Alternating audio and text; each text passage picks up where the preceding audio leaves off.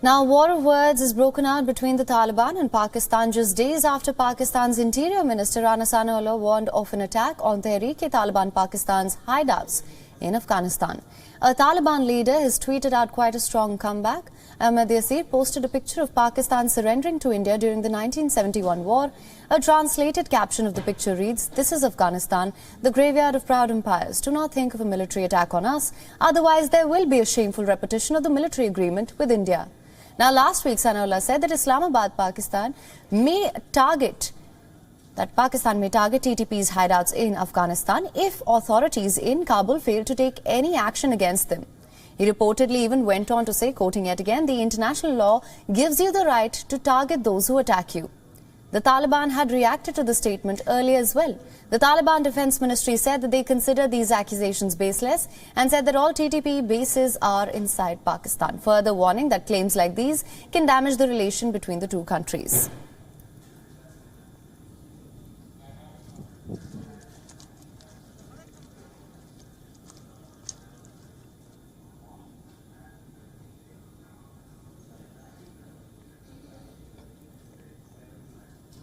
Now, for more on this, we're being joined by Martin Haider, a senior political analyst from Islamabad. Thank you so much for joining us on this broadcast. My pleasure. Now, my first question to you, what do you make of the latest exchange and the responses that have come from the Taliban? Whatever statements Taliban Pakistan are making against Pakistani government, that speaks of their frustration, because yesterday Pakistan's National Security Committee, which is the highest constitutional and cabinet body to take decisions on national security, it was the second meeting of the National Security Committee within a week. The first meeting took place last week, in which certain suggestions and recommendations were made, and these suggestions and recommendations were deliberated upon. And there were two things. First one was how to make the improvement in Pakistan economy, because Pakistan's economy is deeply linked with the national security, and of course Pakistani economy is going through certain turbulence time. And the second thing was this rise against terrorism. So the second meeting took place on the beginning of the new week, on Monday, yesterday, and it was decided that there will be war against terrorism. And that is a clear indication that the war will be against Taliban Pakistan. So whatever pictures they are releasing, whatever statements they are giving against, that speaks of their frustration, because now there will be no talks, there will be no negotiations, there will be no background context, and which is why this powerful statement by the National Security Committee has come, that there will be a full-scale military operation against them. All right. So Pakistan has exercised, last point, Pakistan has exercised all options. It has approached Kabul, so that Taliban sitting in Kabul may convey this message to Taliban Pakistan to adopt a reconciliatory approach, a peaceful approach with Pakistan. After all options were exhausted, now a full-scale military operation is imminent, and the National Security Committee has given go-ahead. And these all statements depicting and referring to 1971 type incidents by Taliban Pakistan shows that they are escaping, they are desperate, and they have no other option, and they will have to face this powerful military operation. All right.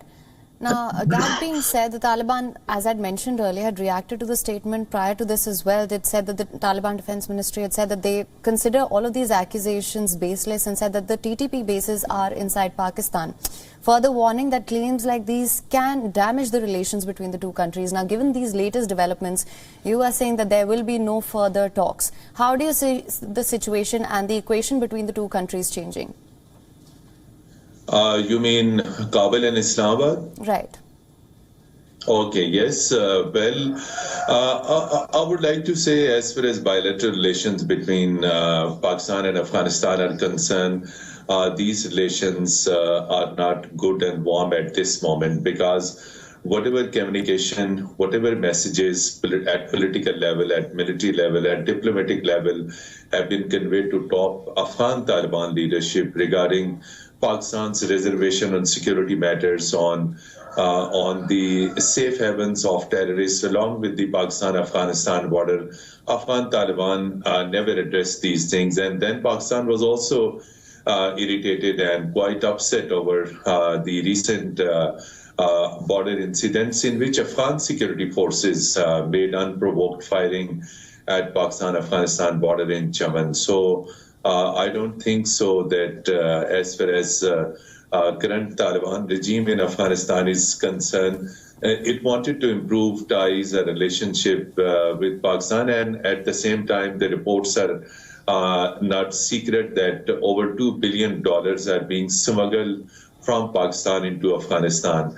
And Taliban regime in Kabul is providing protection, shelter to Tehreek-e-Taliban Pakistan. So I don't see improvement of any relations in the days to come. Rather, relations between Islamabad and Kabul in the days to come will further deteriorate because the Kabul is not addressing Pakistan's concerns and reservations on cross-border terrorism and on TTP safe havens, which Pakistan believes is based in the border regions of Afghanistan. All right. Mr. Mateen Haider, thank you so much for joining us on this broadcast with all your insights on this. WION is now available in your country. Download the app now. Get all the news on the move.